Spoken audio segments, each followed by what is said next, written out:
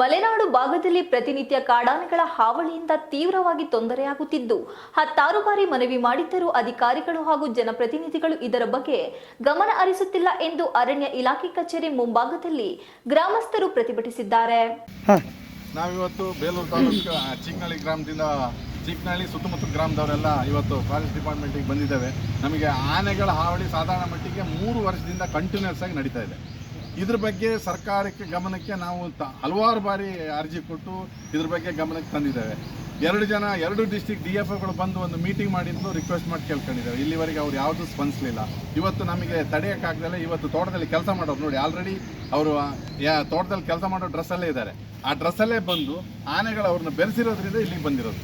ದಯವಿಟ್ಟು ಇವರು ಪಾಪ ತೋಟದಲ್ಲಿದ್ರು. ಈಗ ಅವರು ಮಲೆನಾಡು ಭಾಗದಲ್ಲಿ ಪ್ರತಿನಿತ್ಯ ಕಾಡಾನೆಗಳ ಹಾವಳಿಯಿಂದ ತೀವ್ರವಾಗಿ ತೊಂದರೆಯಾಗುತ್ತಿದ್ದು ಹತ್ತಾರು ಬಾರಿ ಮನವಿ ಮಾಡಿದ್ದರೂ ಅಧಿಕಾರಿಗಳು ಹಾಗೂ ಜನಪ್ರತಿನಿಧಿಗಳು ಇದರ ಬಗ್ಗೆ ಗಮನ ಹರಿಸುತ್ತಿಲ್ಲ ಎಂದು ಅರಣ್ಯ ಇಲಾಖೆ ಕಚೇರಿ ಮುಂಭಾಗದಲ್ಲಿ ಪ್ರತಿಭಟಿಸಿದರು.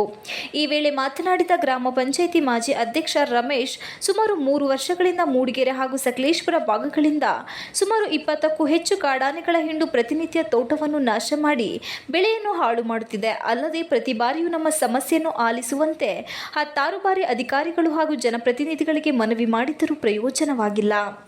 ನಮಗೆ ಶಾಶ್ವತ ಪರಿಹಾರ ಕೊಡಿ, ಇಲ್ಲದಿದ್ದರೆ ನಮ್ಮನ್ನು ಬೇರೆ ಕಡೆ ಸ್ಥಳಾಂತರ ಮಾಡಿ.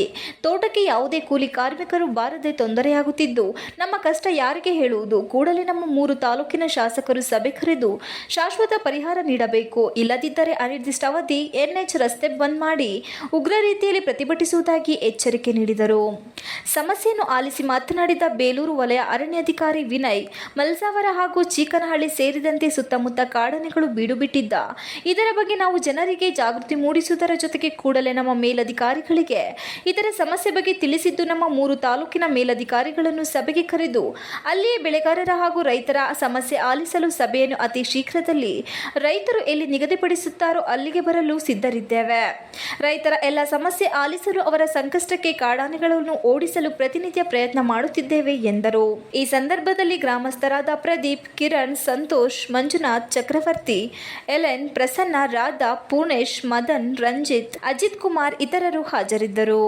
ಕನ್ಫರ್ಮೇಷನ್ ಮಾಡಿ ಒಂದು ಶಾಶ್ವತ ಪರಿಹಾರಕ್ಕೆ ದಾರಿಯನ್ನು ನೋಡೋಣ ಅಂತ ಹೇಳ್ತೀನಿ. ಈ ಬಗ್ಗೆ ನನಗೆ ಮಾಹಿತಿ ಇಲ್ಲ. ಸರ್ ಈ ಕಾನಹಳ್ಳಿ ನಮ್ಮ ಚೀಕನಹಳ್ಳಿ ಭಾಗದಲ್ಲಿ ಒಂದು ಸ್ವಲ್ಪ ಇದ್ದಾರೆ, ನಮ್ಮ ಮಲ್ಸಾವರ ಕಾನಹಳ್ಳಿ ಭಾಗದಲ್ಲಿ ಒಂದು ಸ್ವಲ್ಪ ಇದ್ದಾರೆ. 2 ಗುಂಪು ಇದೆ ನಮ್ಮ ರೇಂಜಲ್ಲಿ. ಅಂದರೆ ಅಟ್ಲೀಸ್ಟ್ ನಾವು ಆನೆಗಳು ಎಲ್ಲಿ ಯಾವ ಎಸ್ಟೇಟಲ್ಲಿ ಇದ್ದಾವೆ ಆ ಜಾಗದಲ್ಲಿ ಆ ದಿನಕ್ಕೆ ಮಟ್ಟಿಗೆ ಕೆಲಸ ಲೇಬರು ಮತ್ತು ಓಡಾಟ ಇದೀವಿ, ಆಟೋ ಇದೀವಿ. ಬೆಳಿಗ್ಗೆ ಮಾರ್ನಿಂಗು ನಮ್ಮ ಮಾಹಿತಿ ತಗೊಂಡು ಆಮೇಲೆ ಮೂವ್ಮೆಂಟ್ ಮಾಡಿ ಅಂತ ಹೇಳಿದ್ವಿ. ಆ ಮಾಹಿತಿ ಎಲ್ಲರಿಗೂ ಅವೇರ್ನೆಸ್ಸು ಪ್ಲಸ್ ಮೆಸೇಜು ಕೊಡ್ತಾಯಿತ್ತು.